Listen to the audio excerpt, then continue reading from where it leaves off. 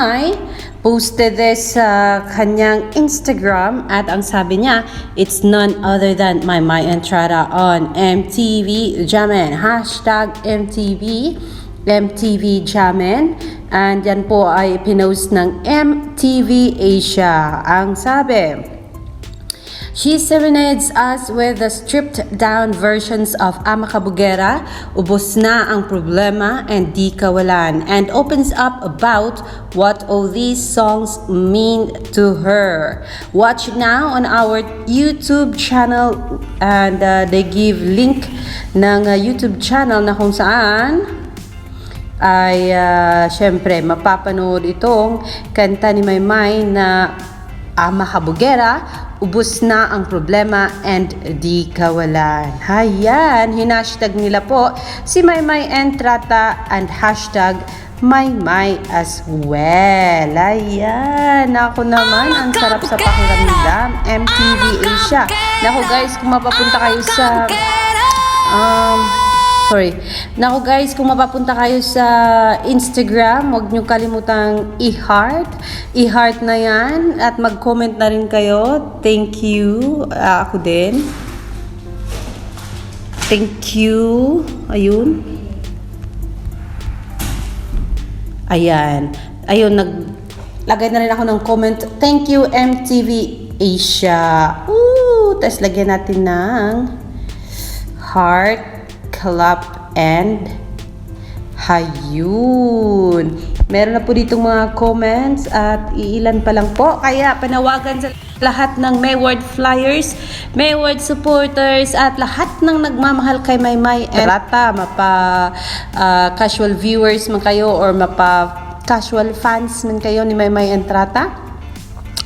Puntahan nyo na po ang post ni MTV Asia sa Instagram at i-like nyo na po ang post ni MTV Asia featuring Maymay Entrata. Yan.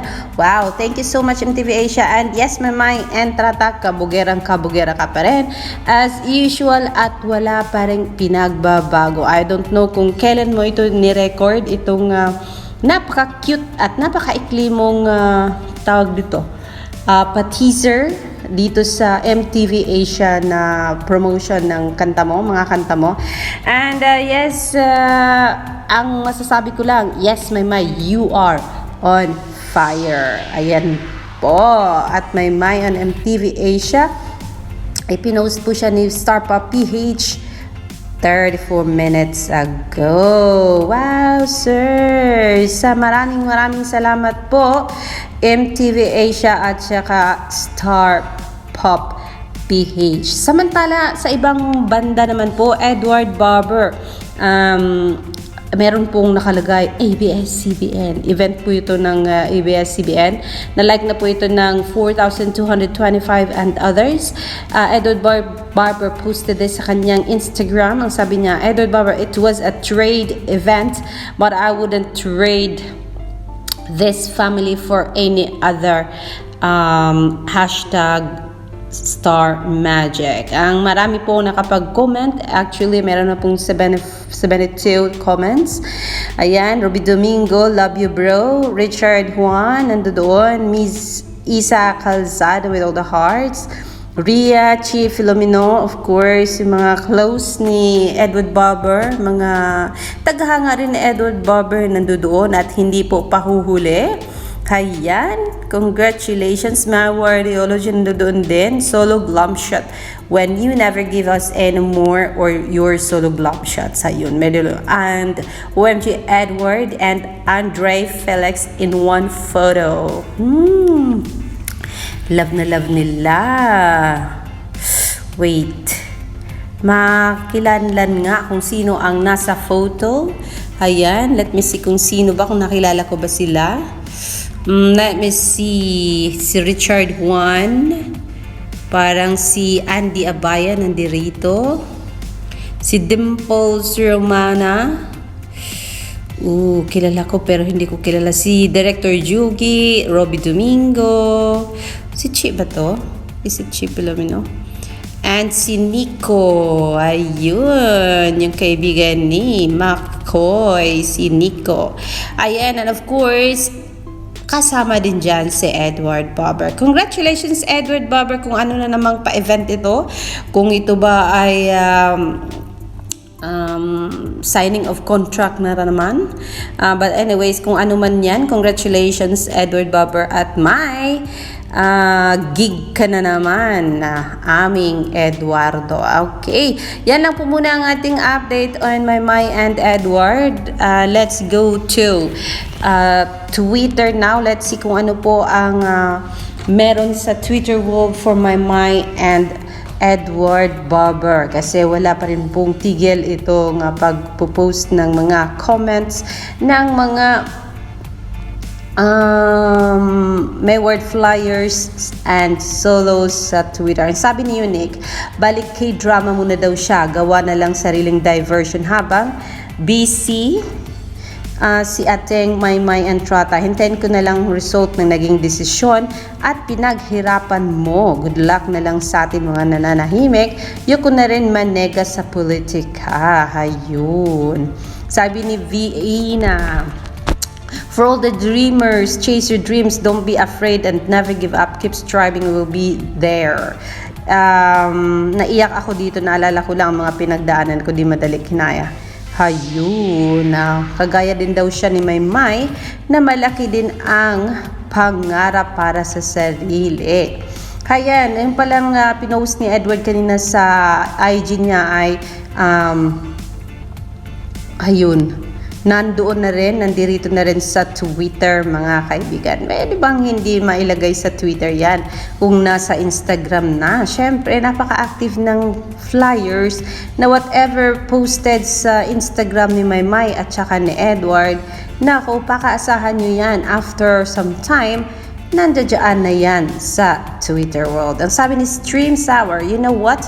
I feel like Mai doesn't care about showbiz milestones anymore. I feel like all these efforts to be better are all for her and not for competition. She's so chill. I mean, she's always been chill, but she's more at peace now. Pakiramdam niya daw, hindi na yung si Maymay na talagang nakikipagkompetensya, ang sa pakiramdam niya lang nakikipagkompetensya sa larangan ng industriya, kundi sa ngayon ay concentrate ito si Maymay sa kung ano man ang gusto niyang abutin.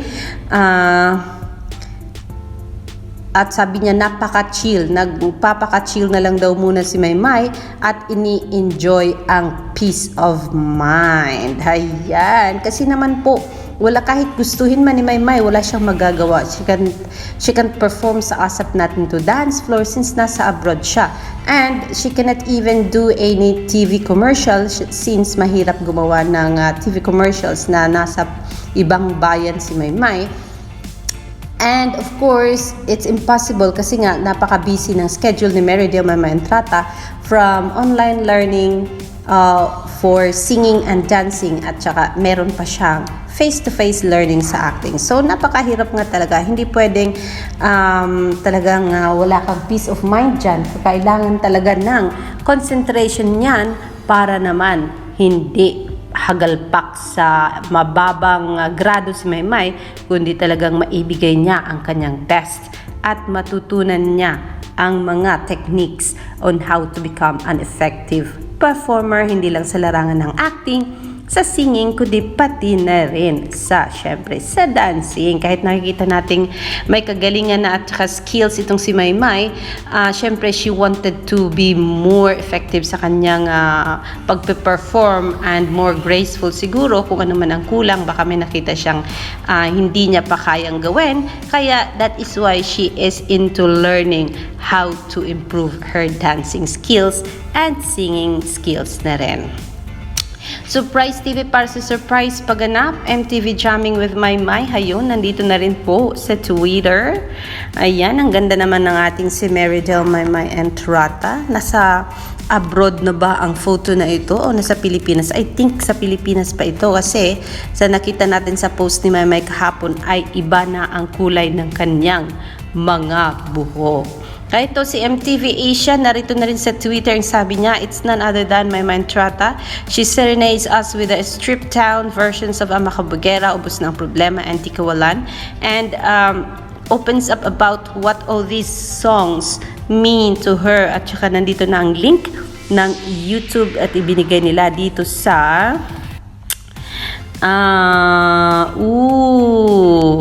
ang ano pala, wait. Ayan. Sandali nga at mapakinggan natin kung anong ginawa ni Meridel dito kasi MTV Asia nag-post nito sa Twitter. At ito nagsasalita si Maymay, so we need to listen to Maymay kung ano man ang sasabihin niya. Let's go! Panoorin na natin to, huwag na nating patagalin. Kayo, ang una ko pong kakantahin sa inyo ay Ama Kabugera. Ito po ay composed by Miss Lloribel Gatuday, Mr. Elmar Bolano, at Mr. Justin Catalan. And it was released last year po. So karamihan sa inyo ay alam na itong kantang Ama Kabugera. Nakasaya ko na kayo, naparampa ko na kayo. At sa mga hindi nakakalam, itong kantang po ito puno ng self-empowerment at talagang mapapa-fierce ka kapag narinig mo itong kanta ito, mapapasayo ka, mapapaindak ka. Ganun siya. At saka siguro ang inspiration talaga nitong kantang ito ay just be yourself. Alam niyo naman po, karamihan sa atin, sa panahon natin ngayon, alam natin ang karamihan sa mga tao ngayon ay pare-pareho na ng standard kung ano yung kagandahan. Dahil doon sa binabasa nila, sa kung ano yung trending, binabasa nila, kung ano yung nagtanggap sa society. Mali talaga. Sana itong kantang itong Ama Kabugera will help you be confident po sa sariling ganda niyo. Ako naniniwala ko magsisimula ka lang dahil mag-embrace mo yung ganda mo pag hindi mo na nakukumpara yung sarili mo sa iba. Kasi maganda ka.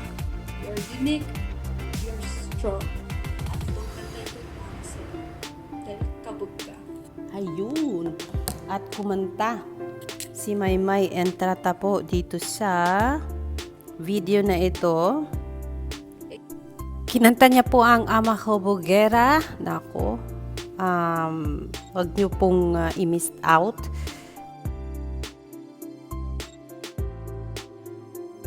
And of course, kinanta niya ang Ubos Na Ang Problema. This is my favorite to.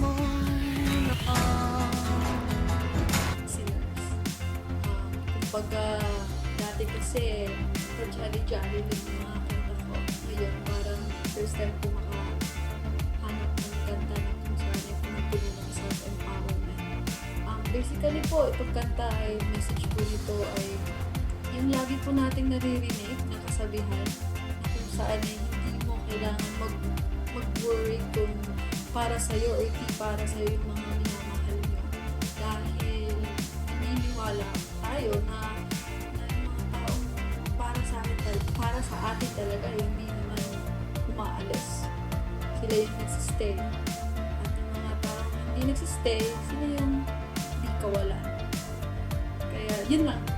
Sana mag-enjoy kayo sa kantang ito at pakinggan nyo ng mabuti. Baka magbago yung init ng hangin. Magbago yung takbo ng isip nyo. At ma-realize nyo na palang tama itong kantang di kawalan. Di nga pala talaga siya kawalan. Kita mo sa kanila. Oh. Kita mo talagang kawalan sa'yo. At ayan na nga po, dyan na po nagtatapos ang ating jamming dito sa MTV Jamming. Maraming salamat po. At huwag na huwag niyong kakalimutan ang lahat ng mensahe ko sa lahat ng kinanta ko. Muli, ako po ito, si Maymay Entrata. At maraming salamat po sa pagsama sa akin dito sa MTV Jamming. MTV Jamming pala talaga kasi siya mismo ang nagsasalita at kumakanta siya ng pa-live ba yun, Maymay? Let me see. Talagang makitang kagandahan mo ay di naman siya talagang kawalan. Huwag ka nang papayag na masaktan. I'm not sure kung pa-live ba yon or lip sync or what. But then anyways, wag niyong kaligtaan mga ka-Mayward na puntahan ang post na ito ng MTV Asia, ang Maymay Entrata at ang Jamin, MTV Jamin. Meron na po itong 315 views. So kung may panahon po kayo, puntahan niyo po at bisitahin ang channel ng MTV Asia para po magkaroon ng maraming views si Maymay doon at mapanood nyo rin ang explanation ni Maymay kung para saan ang amakabugera, ubos na ang problema at anti-kawalan. Hayan! Thank you po MTV Asia. Kahit na pinutol-putol ko yung kanta, dahilan po sa alam ko na po at nakanta na yun ni Maymay sa akin ng ilang beses dahil sa ilang beses ko na rin siyang pinakinggan. But then yes, sa mga hindi pa po nakanood ng video na ito, ay naku, huwag nyo talagang i-miss this out kasi it's another version of Maymay singing her songs and some kind of conversation ni Maymay sa inyo kasi parang kinausap lang din ako ni Maymay sa screen. So, feel that moment na parang kausap nyo ang isang Maymay Entrata through this MTV Jamin sa YouTube channel ni MTV Asia. Ayan. So, yan lang po muna ang ating update mga ka-Maymay and mga ka-Edward. And I will give you more uploads later po. Wala muna po tayong live kasi pagod po ang inyong abang lingkod. Marami po tayong ginawa kanina in preparation sa World Maths Day tomorrow. Okay. Ayan lang po muna. See you later mga ka-Mayward.